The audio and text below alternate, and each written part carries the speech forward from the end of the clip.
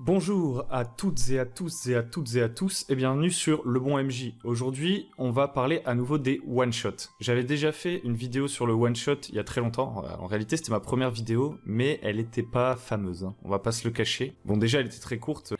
C'était un peu une vidéo de surface. Puis surtout, techniquement et tout, elle était juste insupportable à regarder. Puisque déjà, j'avais une voix hyper aiguë. Et c'est pas ma voix qui a changé, hein, j'ai pas mué. C'était il y a 7 mois. C'était pas le micro non plus. C'est juste que je parlais tellement lentement qu'elle est en accéléré. Et pourtant, c'est toujours lent. Bref, donc on va parler du one-shot. Et cette fois-ci, on va se focaliser sur un seul aspect du one-shot qu'on va essayer d'approfondir. On va se concentrer sur l'aspect le plus important pour moi dans un one-shot et qui est pas forcément facile à avoir, surtout quand on débute, parce que quand on débute, on aime voir très large, on pense aventure, on pense évolution des personnages, etc. Et cet aspect, en fait, c'est tout simplement le fait que la plupart du temps, dans un one-shot, vous voulez avoir un objectif clair, simple, et qu'il y ait dans votre scénario une sensation d'accomplissement avec une fin. Et donc, on va parler de ce que j'appelle le focus, ce qui veut un peu rien dire et qui, je sais pas, parce que j'ai pas trouvé de meilleur terme. Et ça englobe un peu la simplicité du scénario et le fait qu'il y ait un objectif fort. Donc on va d'abord parler de l'idée de focus, et ensuite on va parler de 3 formats de scénario qui marchent bien, à mon avis, en one-shot, si par exemple vous voulez faire une partie pour la première fois. Alors déjà, pourquoi par 10 aurait-on besoin d'un focus? Tout d'abord, c'est que un one-shot, pour moi, c'est des contraintes de temps, déjà. Alors, le mot one-shot, je sais pas, des fois, il a plusieurs sens. Il y a des gens qui vous disent qu'un one-shot, en fait, c'est une seule histoire qui peut être jouée en plusieurs soirées. Moi, ce que j'entends par one-shot, c'est on joue et on termine ce soir. C'est l'objectif. Vous pouvez y échouer et devoir prendre 2 soirs pour le faire. Mais pour moi, c'est un peu un one-shot raté, du coup, vu que l'objectif, c'est de tout faire en une fois. Et donc, on a une contrainte de temps. Et si vos joueurs se dispersent, etc., ne savent pas ce qu'ils doivent faire, vous risquez d'avoir du mal à tenir cette contrainte de temps, sauf en leur mettant vraiment, en les attrapant par le col au bout d'une heure de jeu, en leur disant c'est par là qu'il faut aller, quoi. Qui n'est pas l'objectif. L'objectif, c'est justement que l'objectif soit très clair et qu'on ait envie de le poursuivre. C'est pour ça qu'il va falloir que votre scénario soit focus. La deuxième raison pour laquelle vous avez besoin d'un focus, c'est que vous avez des contraintes d'investissement, j'ai envie de dire. C'est-à-dire que dans une campagne, votre premier scénario, bon, il vaut mieux qu'il soit fort pour que les joueurs ils aient envie de continuer et tout, mais l'investissement, en fait, va pouvoir se développer avec le temps. C'est-à-dire qu'au début, peut-être que les joueurs vont avoir du mal à se mettre dans la peau de leur personnage, qu'au début, ils vont avancer un peu à tâtons, que on va pas forcément mettre fin à des quêtes, entre guillemets, ou des arcs narratifs dès le premier soir, et du coup, l'investissement va se faire au fur et à mesure. Alors que là, il faut que vos joueurs soient investis rapidement, toujours pour des questions de contraintes, mais aussi pour des questions de plaisir, quoi, qu'ils arrivent à entrer dans le jeu très vite. C'est d'ailleurs une des raisons pour lesquelles, dans un one-shot, on va peut-être même un peu plus parler aux joueurs qu'aux personnages, je pense, par rapport à un format de campagne où on va pouvoir prendre du temps pour entrer dans les personnages, et donc du coup, les joueurs vont pouvoir incarner les personnages, et on va pouvoir les accrocher avec leurs personnages. Je pense que dans un one-shot, c'est vraiment le format dans lequel vous voulez accrocher vos joueurs. Et la troisième contrainte, c'est tout simplement la contrainte d'intérêt. Vous allez dire, tout ça, ça se ressemble un peu, mais pas vraiment. En fait, ce que j'appelle la contrainte d'intérêt, c'est le fait que si votre exposition est trop longue, si vous faites douter les joueurs, si vous êtes en train de leur décrire tout un univers, etc., que vous êtes trop dans la description et pas assez dans l'action, vos joueurs ne vont pas trouver d'intérêt à jouer avant au moins 1 heure, et ensuite, bon, peut-être qu'ils s'ennuieront, et qu'en fait, vu que vous deviez essayer de faire une bonne partie en une seule soirée, ce ne sera pas le cas, ils y auront pas trouvé d'intérêt. En gros, la contrainte d'intérêt, c'est l'idée que si vous faites une campagne, par exemple, vous pouvez faire un peu plus d'exposition, etc.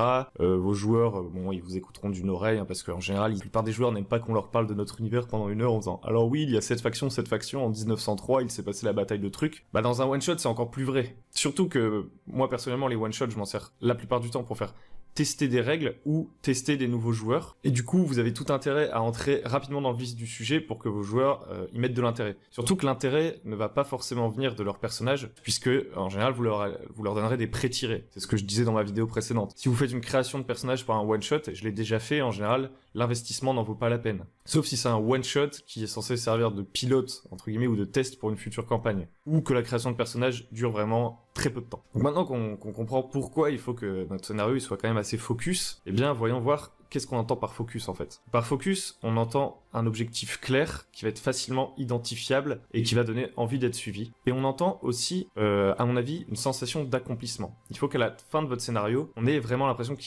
qu'on a fini le scénario, qu'il n'y a pas de suspense, qu'on a gagné quelque chose, qu'on a résolu quelque chose comme ça, qu'on a accompli quelque chose tout simplement en fait. Pourquoi je m'embête avec des termes compliqués alors que j'ai déjà dit un sentiment d'accomplissement. Et donc pour ça, je vous propose tout simplement 3 formats que vous pouvez mettre dans vos scénarios. Alors c'est quoi ces 3 formats qui fonctionnent bien pour moi? C'est l'enquête, la chasse au trésor et le donjon. Vous allez voir qu'ils ont des points communs. C'est d'ailleurs pour ça qu'ils remplissent tous la fonctionnalité de focus. Déjà, on va parler de leurs gros points communs. C'est tout simplement que dans tous ces formats, vous pouvez commencer in media res. In media res, ça veut dire que vous commencez au cœur de l'action sans exposition. Donc si vous faites une enquête, vous pourriez soit commencer directement sur le lieu du crime, soit commencer dans un bureau en face de votre employeur, soit commencer par un appel de quelqu'un en détresse, etc. Ça, pour moi, c'est ça, commencer in media res. C'est-à-dire qu'on n'est pas en train d'installer les personnages, d'installer le décor, etc. Ça, vous installez le décor pendant 5 secondes, non, allez, j'abuse, pendant 1 minute, vous dire, ok, vous êtes à New York, il fait tel temps, machin truc, paf, vous êtes dans votre bureau, il y a quelqu'un qui appelle. In media res. Pour une chasse au trésor, c'est pareil. Une chasse au trésor, vous allez pouvoir simplement dire à vos joueurs, vous êtes des pirates, vous êtes des épaves, vous êtes dans une taverne, vous voyez un mec bourré qui monte l'escalier, il trébuche, il y a un papier qui tombe de sa poche arrière, il termine de monter l'escalier, vous allez voir, qu'est-ce que c'est? C'est une carte au trésor.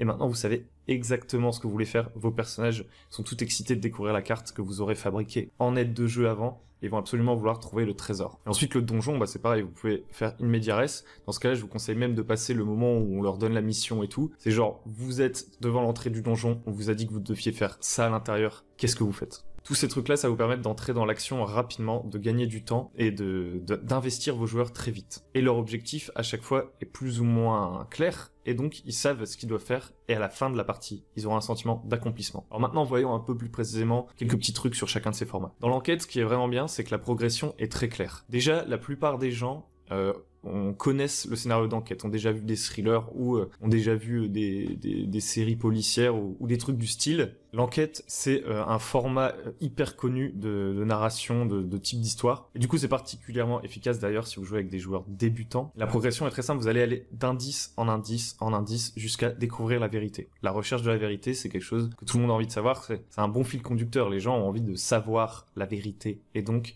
ils savent dans quelle direction ils doivent aller. Qu'est-ce que j'entends par facile à suivre, etc.